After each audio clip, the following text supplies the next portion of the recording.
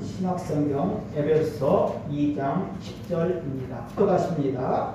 우리는 그가 만드신 바라 그리스도 예수 안에서 선한 일을 위하여 지으심을 받은 자니 이는 하나님이 전에 예비하사 우리로 그 가운데서 행하려 하려 하신 분이라. 아멘. 밖으로 불러 모으다.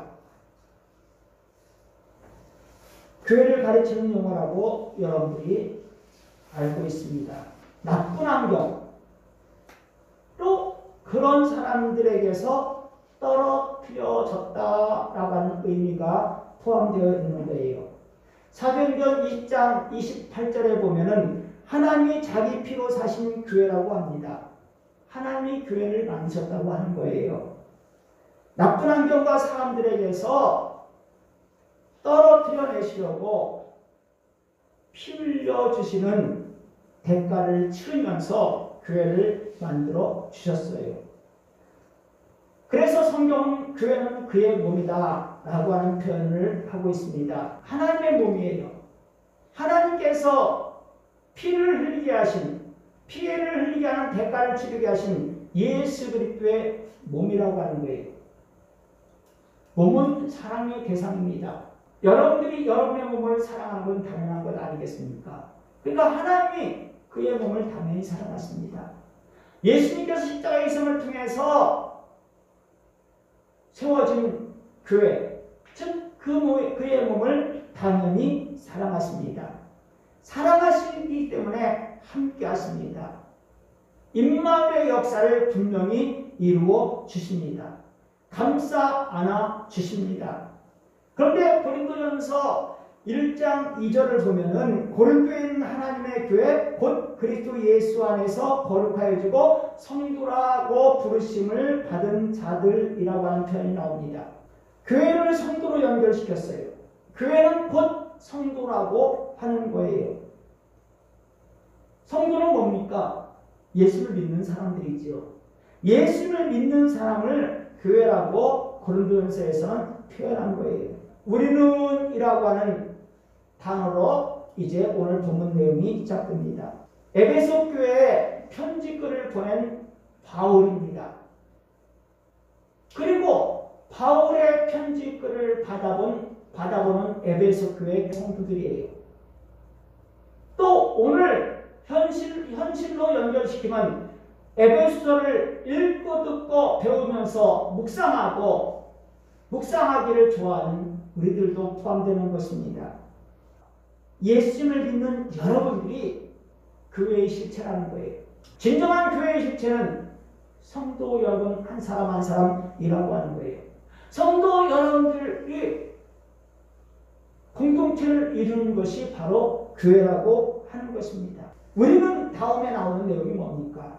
그가 만드신 바라 라고 하는 내용이 나오죠. 우리를 창조해 주신 분이 계시다는 거예요. 태초에 하나님이 천지를 창조하시니라. 우리는 하나님의 피조물입니다. 하나님의 작품이에요. 창세기 1장 26절을 보면 우리의 형상을 따라 우리의 모양대로 우리가 사람을 만들고 라고 되어 있어요. 사람을 만드시기 위한 하나님의 마음이 표현되어 있어요. 그 하나님의 마음을 보여주고 있어요. 27절에서는 하나님이 자기 형상 곧 하나님 형상대로 사람을 창조하셨다라고 하는 겁니다. 하나님은 마음만 표현하신 것이 아니라 즉 계획만 하신 것이 아니라 그것을 실천하여 주셨어요. 창세기 2장 7절에서는 여호와 하나님이 땅의 흙으로 사람을 지으시고 생기를 그 코에 불어넣으시니 사람이 생명이 된지라라고 합니다. 하나님은 계획하고 실천하시는데 대충 실천하는 것이 아니라 구체적으로 실천하시는 분이라고 하는 거예요. 정성을 기울여서 창조해 주셨어요. 그런 하나님의 창조작품이라는 사실을 우리는 알아야 되는 거예요. 호흡 있는 자마다 여호와를 찬양할지어다 할렐루야라고 고백할 줄 알아야 되는 겁니다. 그래서 하나님의 피조물 된 가치, 하나님의 창조물 된 가치를 드러내야 합니다. 에베소 2장 3절을 보면 전에는 우리도 다른 이들과 같이 본질상 진노의 자녀이었다라고 알려집니다. 심판에서 벗어날 수 없는 형편이었다는 거예요. 2장 1절에서 허물과 죄로 죽었던 우리라고 표현하고 있어요. 왜 우리가 하나님의 심판에서 벗어날 수 없는 형편이었냐? 허물과 죄로 죽었었기 때문이다 라고 하는 거예요. 허물이 뭐냐? 불법을 저지르는 거예요. 하나님의 법대로 하지 않아서 떨어지거나 넘어지는 거예요. 그것이 허물이에요. 죄가 뭐냐? 불순종하는 거예요. 하나님의 뜻이라고 하는 관역에서 벗어나는 거예요. 하나님의 뜻에 따라 살지 않고 멀리 갔더니 라고 하는 것이 죄라고 하는 거예요. 그런 허물과 죄의 결과는 죽음이에요. 영혼이 죽는 거지요. 허물과 죄로 죽었으니까 이제 영원한 죽음 세계 속에서 살아야 되냐? 에베소는 그렇게 말하지 않아요. 이어지는 내용이 뭡니까? 너희를 살리셨도다. 5절을 보면은 허물로 죽은 우리를 그리스도와 함께 살리셨고 라고 알려줍니다. 간단한 표현이지만은 엄청난 대가를 치르셨어요. 그 대가가 뭡니까? 하나님이 자기 피로 사셨다라고 하는 거예요. 하나님께서 자신의 몸과 다를 바 없는, 자신과 다를 바 없는 독생자 예수를 세상에 보내셔서 십자가에 달려서 피 흘리시게 하셨어요. 물 한 방울, 피 한 방울 남김없이 다 쏟아내시게 하셨어요. 왜? 허물과 죄로 죽었던 우리를 구원해내시기 위해서, 우리의 영혼을 회복시켜 주시기 위해서. 하나님이 우리를 교회 삼으신 것에 대해서 오늘의 본문은 우리는 그가 만드신 바라, 그리스도 예수 안에서 지으심을 받았다라고 하는 내용으로 알려줍니다. 허물과 죄로 죽은 우리를 그리스도 예수 안에서 새롭게 해 주셨다고 하는 거예요. 고린도후서 5장 17절 말씀에는 새로운 피조물이라고 하는 표현이 나오고 있습니다. 골로새서 3장 10절에서는 새 사람을 입었다라고 하는 거예요. 재창조되었다고 하는 거예요. 예수님께서 피를 흘리심으로 말미암아서 재창조된 사람이 있다는 거예요. 새롭게 된 사람들이 있다는 거예요. 새로운 피조물 되게 된 사람이 있다는 거예요. 새 사람을 입은 사람이 있게 되었다는 거예요. 옷을 입도록 입는 것 같이 새 사람을 입었다고 하는 사람이 있다고 하는 거예요. 하나님으로부터 창조받은 인생도 좋은 것이었지만요, 그러한 인생들이 불법과 불순종으로 인해서, 즉 허물과 죄로 말미암아서 무너지고 깨어지고 부서지고 망가지고 하는 상태되어 어느 누구에게 인정받을 수 없고, 또한 자기 자신도 자기 자신을 싫어하는 상태가 되어지게 되었어요. 근데 하나님은 그러한 인생들인 우리들을 내팽개치지 아니하고 완전히 망가진 상태에 내버려 두지 아니하고 피를 흘리시면까지도 우리를 새롭게 해 주셨어요. 변화시켜 주셨어요. 두 번째 창조해 주셨어요. 예수 그리스도를 믿는 사람들은 두 번째 창조되는 사람들입니다. 첫 번째는 세상에서 일정 기간 동안에 살아갈 사람으로 창조된 것이고요, 두 번째는 천국에서 영원히 살아갈 구원받은 사람으로 재창조된 거예요. 처음 창조된 인생도 좋지만은요, 망가지고 부서지고 깨어져서 희망 없는 미래가 열려졌던, 심판의 길밖에 없었던 그러한 인생들이 재창조된 것은 더욱더 행복한 것 아니겠습니까? 세상살이에서 일정 기간 동안 살아갈 수 있도록 우리가 창조되었다고 한다면요, 사명이 있는 거예요. 사명을 드러내야 되는 거예요. 또 천국에서 영원히 살아갈 구원받을 사람으로 재창조되었다고 한다면요, 구원받을 값어치를 드러내야 할 사명도 생긴 거예요. 구원받은 값어치를 드러내는 것. 하나님께서 예수님을 통해서 나를 구원해 주셨지 않느냐? 그렇다면 하나님을 기쁘시는 사람이 되어져야 되겠다. 예수님의 핏값을 헛되게 하지 아니하는 내가 되어야 되겠다 하는 그런 의식이 있어져야 되는 것입니다. 구원받을 값어치를 드러낼 사명 생긴 거예요. 그 사명이 뭡니까? 오늘 본문에서 뭐라고 말하고 있습니까? 그리스도 예수 안에서 선한 일을 위하여 지으심을 받은 자니 라고 합니다. 선한 일을 해야 되는 겁니다.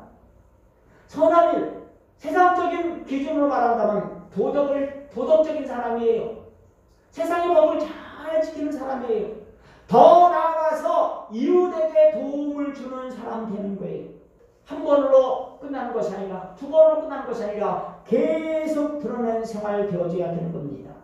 세상살이 동안에 단순히 도덕적으로만 또 세상에 저기서 정해진 법으로만 지키는 것이 아니라 이웃에게 도움을 주는 것으로만 끝내는 것이 아니라 몇 번으로만 끝낼 것이 아니라 그것을 뛰어넘는 그러한 영적인 사람이 되어져야 되는 것입니다. 그 방법이 뭡니까? 허물과 죄가 뭡니까? 하나님과 관계되는 것이라고 했지요. 하나님께 불순종하고 하나님의 법에 불법을 하는 것, 이것이 허물과 죄라고 했지요. 그러면 허물과 죄에서 벗어난 모습을 계속 드러내는 방법은요, 하나님의 법대로 하는 거예요. 하나님의 뜻대로 하는 거예요. 하나님 앞에서의 생활을 즐거워하는 것입니다. 예수님의 핏값을 치르면서까지도 교회와 성도 삼아주신 하나님의 사랑과 은혜에 감사를 표현하는 예배를 드려야 되는 겁니다. 그러한 예배를 실천하는 예배자 되어줘야 되는 것입니다. 우리로 하여금 육신의 정욕과 암흑의 정욕, 이생의 자랑에 빠져 살도록 끊임없이 미혹하면서 넘어뜨려고 하는 세력들이 있지요. 그런 세력들이 점점점 많아져가고 있어요. 그러한 세력들의 목소리가 내 하나님이 어디 있느냐라고 하는 거예요. 그런 속에서도 우리는 하나님을 기쁘시게 하는 생활자 되어져야 되는 것입니다. 그런 생활을 포기하지 말아야 되는 것입니다. 하나님을 기쁘시게 하는 생활자가 되어주기 위해서는요, 먼저 예배가 실천돼야 돼요. 하나님 말씀을 들어야 돼요. 마음에 간직해야 되고 약속으로 받아야 되는 거예요. 그리고 그 하나님 말씀이 이루어지는 것을 소망해야 되는 겁니다. 소망하다 보면 하나님을 기쁘시게 하는 생활자로 살아갈 수 있어요. 세상이 어떻게 공격하든지 어떻게 교회를 무너뜨리려고 하든지 여러분들을 무너뜨리려고 하든지 여러분의 영혼을 다시 한번 망가뜨리려고 하든지 간에 흔들리지 아니하고 하나님 백성다운 생활을 할 수 있는 거예요. 하나님을 기쁘시게 하는 예배자요 생활자 되어 있습니까? 더 우리가 실천해야 될 사명이 있어요. 복음을 전파하는 것입니다. 복음 전파, 하나님이 우리에게 원하시는 사명이에요.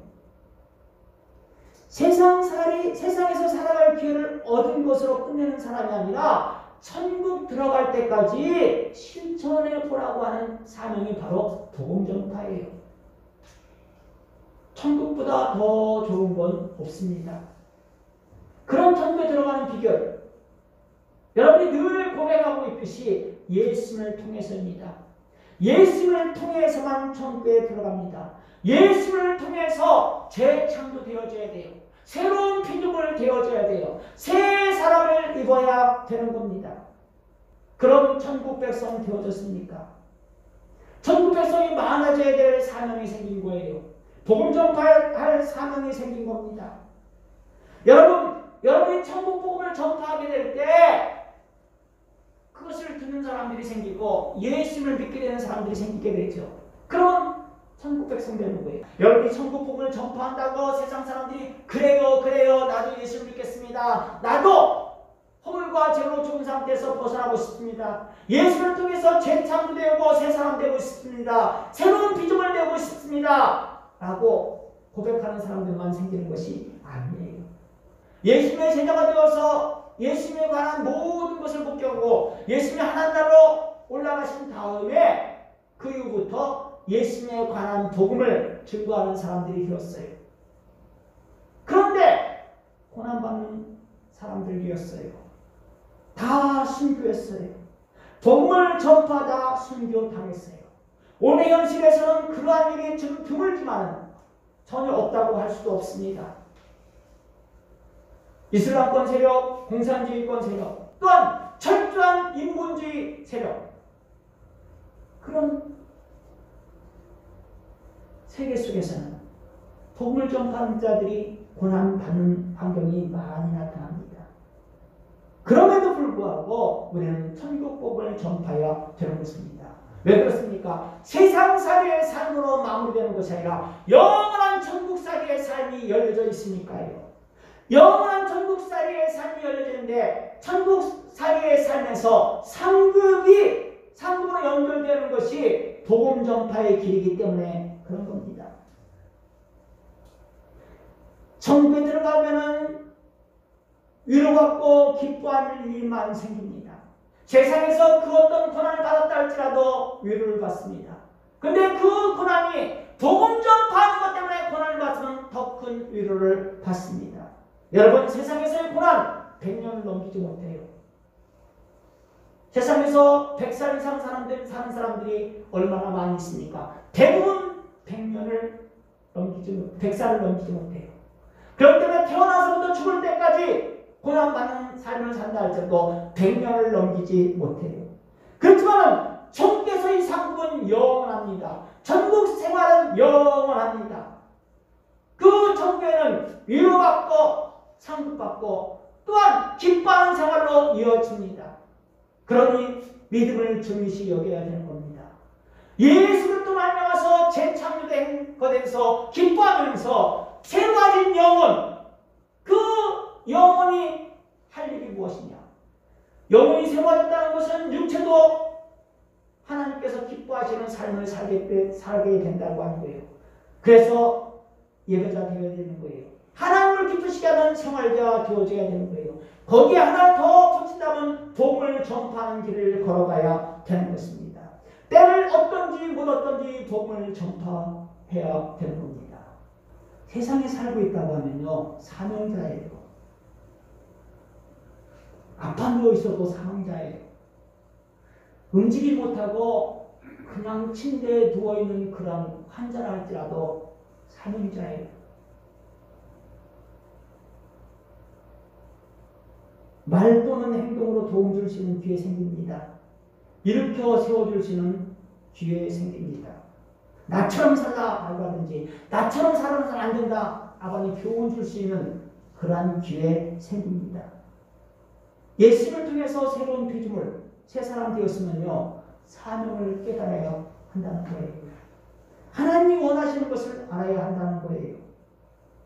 모든 것을 꿰뚫어 봐야 된다는 것이 아닙니다. 모든 것을 꿰뚫어 볼 수 있어야 된다는 것도 아닙니다. 세상에서는 완전한 피조물, 완전한 상태의 피조물, 완전한 상태로 새롭게 창조될 수 없습니다. 완전한 새 사람 될 수 없습니다. 영원한 천국에 들어가기 전까지는요, 실수하기도 하고 실패하기도 합니다. 그러한 모습을 드러냅니다. 그러한 모습을 드러내면서 점점점 하나님을 기쁘시게 하는 상태를 드러내게 되면요, 그것이 진정한 재창조된 모습이에요. 영혼이 새로워지는 모습이에요. 우리 서로에게서 완전함을 원해서는 안 돼요. 점점점 발전되어지는 모습, 점점점 하나님을 기쁘시게 하는 모습을 드러내는 것, 그것이 재창조된 세상살이의 성도의 모습이라고 하는 겁니다. 참된 교회들의 모습이라고 하는 것입니다. 성도 여러분, 그러므로 우리는 예수 그리스도로 말미암아서 재창조함 받은 증거가 오늘 예배로 나타나고 있지 않습니까? 즉 하나님의 자리를 찾은 거예요. 근데 하나님의 자녀를 찾는 길이요, 그 길에서 벗어날 때도 있잖아요. 돌아설 때도 있잖아요. 그럴 때 어떻게 합니까? 다시라고 하는 것이 포함되는 거잖아요. 다시 하나님의 자녀의 자리로 돌아가야 되는 것입니다. 죄를 이 수년 내에 부응하게 하여 주옵소서라고 하는 것, 2021년도 고향교회 표어입니다. 다시 회복되어지게 하여 주시옵소서라고 하는 것 아니겠습니까? 코로나로 힘든 환경을 만나고 있는 현실 속에서도, 심판받는 느낌을 받고 있는 현실 속에서도 하나님은 심판으로 떠나는 것이 아니라, 심판받는 느낌을 받게 하는 것으로 떠나는 것이 아니라 다시 회복시켜 주신다. 일으켜 세워 주신다. 그때 하나님을 더 크게 찬양하기를 원한다라고 하는 것이 우리의 마음의 다짐이 되어져야 되는 것입니다. 우리는 그러라고 새롭게 새 사람 되었어요. 새로운 피조물 되었어요. 재창조되었어요. 새 사람의 옷을 입게 되었습니다. 하나님이 우리를 그렇게 해주기 위해서 사탄과의 싸움에서 승리하셨어요. 그냥 대충 승리하신 것이 아니라 엄청난 대가를 치르셨어요. 자기 피를 흘리면서까지도요. 하나님의 독생자 예수 그리스도의 피를 흘리면서까지요. 우리를 다시 하나님의 자녀의 자리로 올려놓으셨어요. 그러므로 하나님의 자녀의 길을 계속 걸어가는 저와 여러분들 되어지길 기원합니다.